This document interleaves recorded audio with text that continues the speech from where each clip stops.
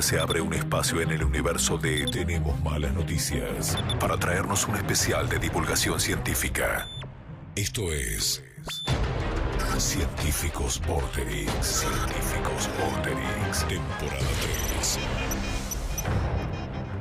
Como bien decía el comienzo, bienvenidos a la tercera temporada de Científicos Vorterix, que es nuestro ciclo de divulgación científica que comenzamos allá por el año 2013. La verdad, la experiencia fue increíble. Hemos tenido con este contenido miles y miles de personas, le diría cientos de miles de personas que ya vieron las dos temporadas anteriores, y este año vamos a tener nuevas entrevistas y nuevos científicos. Durante todos los jueves de noviembre lo vamos a hacer. Vamos a estar con 4 científicos de distintas disciplinas para que nos ilustren sobre sus investigaciones más radicales y vanguardistas. Si vos ahora no nos estás viendo por internet, bueno, estás viendo nuestro estudio Newton, donde vas a ver videos que te van a ayudar a entender los temas que iremos tocando. Y si no, bueno, luego lo podrás ver en vorterix.com.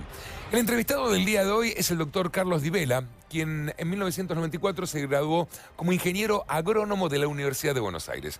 En el 2002 se doctoró en el Instituto Nacional Agronómico de París-Grignon, en Francia, y desde el 2006 es investigador del CONICET y actualmente es el director del Instituto de Clima y Agua del INTA, que es el Instituto Nacional de Tecnología Agropecuaria.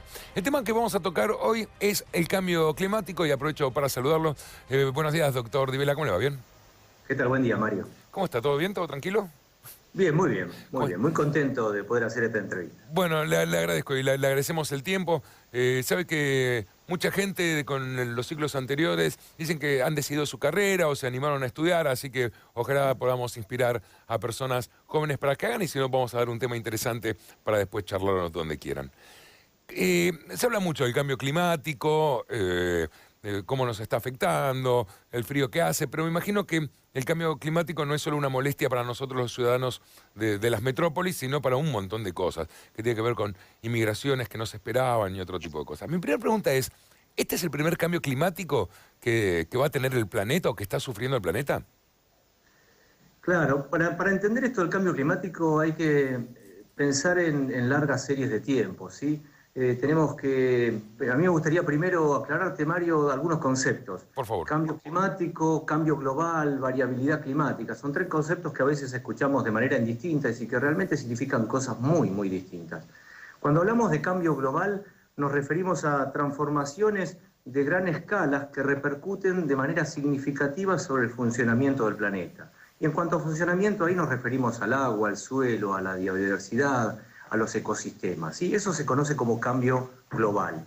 Uno de los componentes más importantes del cambio global tiene que ver con el cambio climático, cómo las actividades humanas, cómo la actividad industrial impacta sobre algunos gases de efecto invernadero que nos juegan esta pasada que para nosotros ahora está repercutiendo sobre la temperatura de nuestro planeta y que hace que, por aumento de la temperatura de nuestro planeta, de acuerdo a las evidencias que hay, este aumento en la temperatura produce modificaciones en los ciclos del agua que hace que tengamos cada vez mayor variabilidad climática. Entonces me parecía que eso era importante destacar. Cambio global, el cambio climático como parte de ese cambio global, el cambio climático como cambios en la temperatura que se van dando, y la verdad que nunca se registraron en otras épocas, que si bien hubo cambios climáticos, hoy lo que estamos viendo es realmente un cambio importante en la temperatura, asociado por muchas evidencias a cambios en la concentración de dióxido de carbono.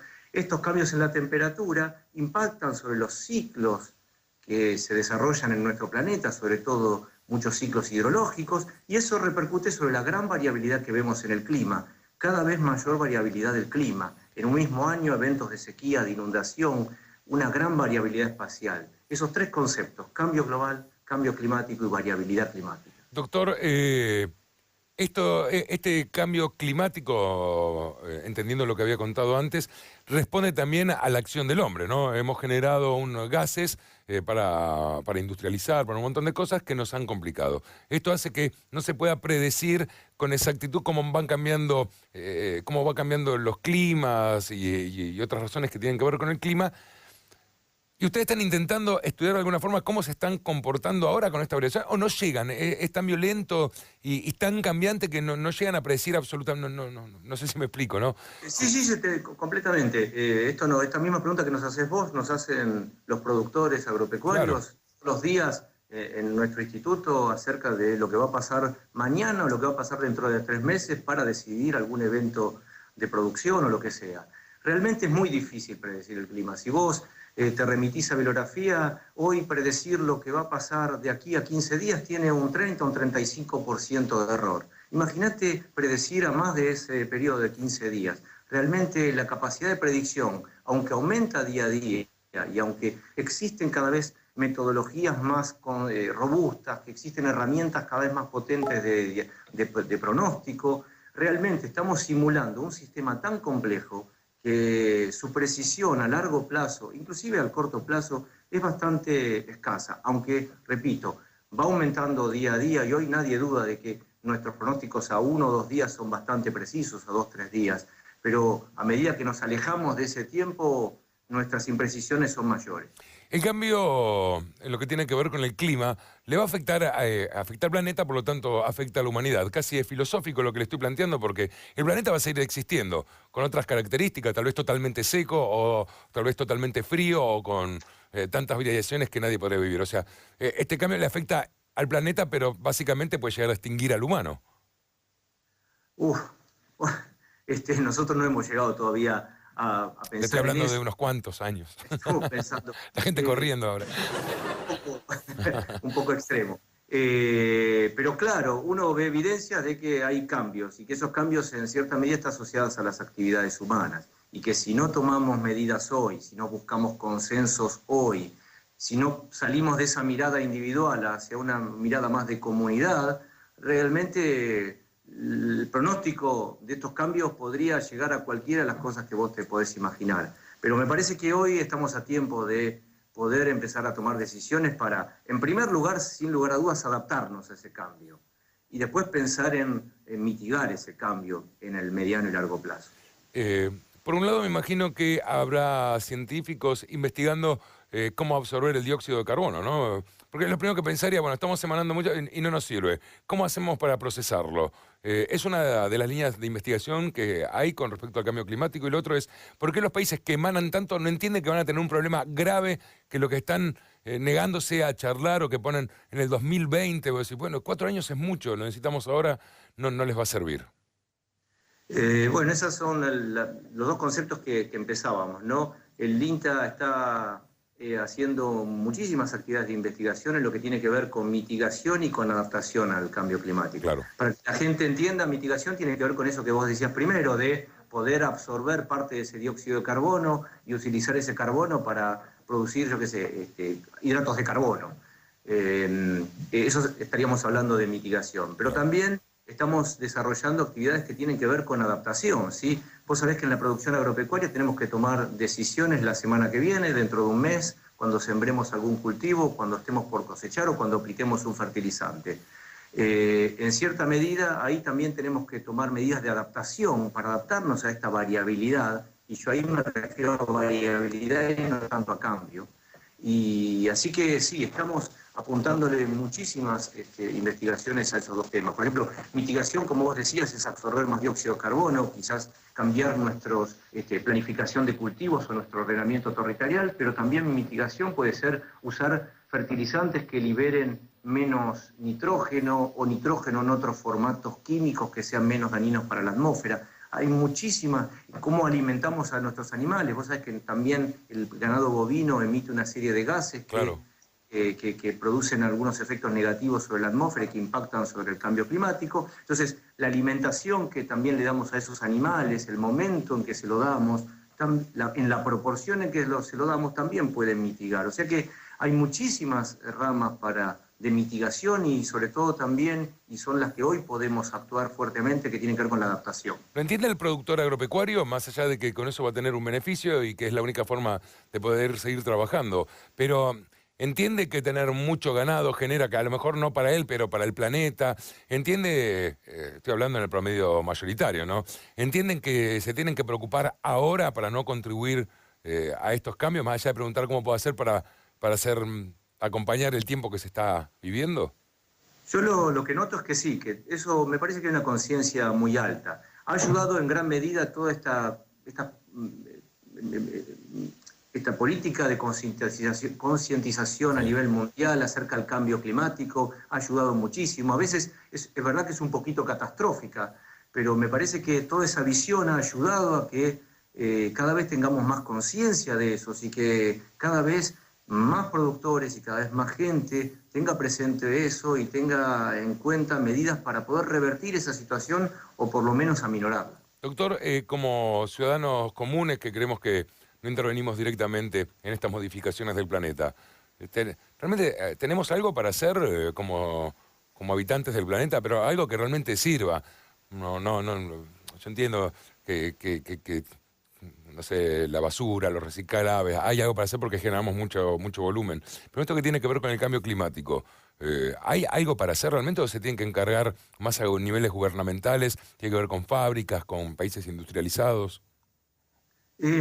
A ver, las dos cosas me parece, no sé si, no me quiero escapar a la pregunta concreta, claro. pero parece que las dos cosas. Tiene que haber decisiones que vengan desde arriba, políticas que vengan desde arriba, inclusive políticas internacionales de acuerdo, como lo que vamos a tener en los próximos tiempos en París, pero también me parece que muchas de las decisiones tienen que venir de abajo hacia arriba. Y me parece que ya vos tendrás hijos y sabrás que los chicos están cada vez más cuidando aspectos asociados al reciclaje o a la generación de algunos gases de efecto invernadero, y también lo estamos viendo cada vez más en los productores, lo estamos viendo cada vez más en las empresas agropecuarias, lo vemos cada vez más en la investigación orientada a mitigar o adaptarnos a esos efectos negativos. Me parece que de los dos lados tiene que venir un poco desde arriba, seguramente, pero también puede partir desde abajo. Y en eso que de abajo para mí me parece que va a ser también fundamental, porque esa actividad individual, buscando consensos, buscando apoyo, buscando acuerdos, nos va a hacer cambiar esta mirada de que el cambio climático no es una decisión de un país, es también una decisión de cada uno de nosotros. Técnicamente hablando, ¿qué tan lejos está de poder realmente mitigar los efectos de los gases que dañan al planeta? Sé de trabajos con algas al lado de autopistas, con un porcentaje bastante bajo de absorción de estos gases, pero ¿hay trabajos serios y esperanzadores? Entiendo que mitigar sería otro problema, ¿no? Porque decía, ahora la gente es como conseguir una vacuna contra algunas cosas que te hacen mal y dice, bueno, ahora van a hacer cualquier locura, pero se está trabajando en decir, bueno, a ver cómo podemos realmente absorber. Sé que sí, pero ¿qué tan cerca estamos en poder hacerlo en cantidades que sirvan? Obviamente hay experiencias individuales, hay experiencias pilotos en todo el mundo orientadas a esto de o mitigar, tratando de revertir un proceso o de deteniendo un proceso o cambiar un proceso por otro, buscando siempre disminuir el efecto negativo que esto tenga sobre la atmósfera particularmente. Así que experiencias de esas hay. Lo que pasa es que, vuelvo a repetirte, se trata de una decisión global. ¿Es muy caro? En algunos casos es muy caro, en algunos otros casos es cuestión de planificar y buscar cuál es la combinación más eficiente, pero me parece que más caro va a ser no hacer nada. Doctor Carlos Dibila, aprovechamos cada vez que dialogamos con un científico que fue educado en el país, que también ha tenido la posibilidad y la oportunidad de irse a preparar afuera y que ha regresado para trabajar en el país. Si me puede contar, si recuerda qué lo hizo seguir esta carrera, qué fue lo que lo motivó, en qué estaba pensando, qué quería hacer, si hoy es lo que quería hacer. Yo para esto tengo dos respuestas. No tengo una que es muy políticamente correcta y tengo una que es la realidad. Así que te voy a contar la realidad. Quería la no política. La verdad es que en mi caso no se trató de una vocación, que yo de chiquito nací y sabía que quería estudiar agronomía. Sí tenía una cierta tendencia por aspectos que tenían que ver con la biología, y en algún momento de mi vida, casi terminando la secundaria, empecé agronomía, pero no era un mandato ni familiar ni de chiquito.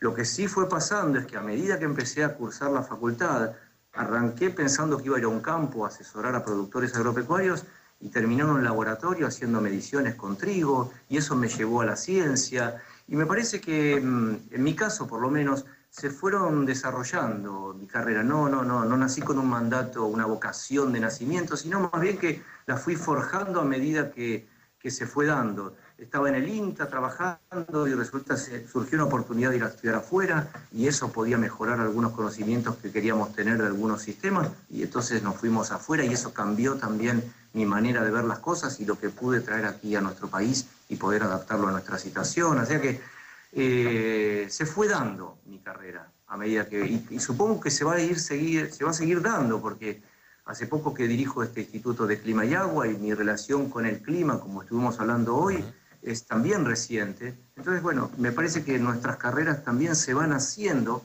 a medida que vamos avanzando en la vida. Doctor, muchas gracias por haber participado en esta temporada de Científicos Vorterix. Gracias a vos y saludo a todo tu audiencia. Gracias, muy amable. Ojalá que esto te interese. Si te interesó y querés averiguar más, podés hacerlo en las universidades, podés interesarte. Hay mucha información al respecto. Entra a la página del INTA. Si esto te hace pensar un poco de, bueno, ¿por qué no hacer el esfuerzo y estudiar? Ni lo dudes. Mandate, hacelo. Se puede fracasar en el intento, pero lo podés intentar. Valga un poquito la redundancia. La semana que viene vamos a estar hablando de celdas de combustible, Así que si querés saber de qué se trata esto, te esperamos el próximo jueves aquí en esta sección que hemos dado en llamar Científicos Vorterix. Así pasó. Científicos Vorterix, temporada 3. El especial de divulgación científica de Tenemos Malas Noticias.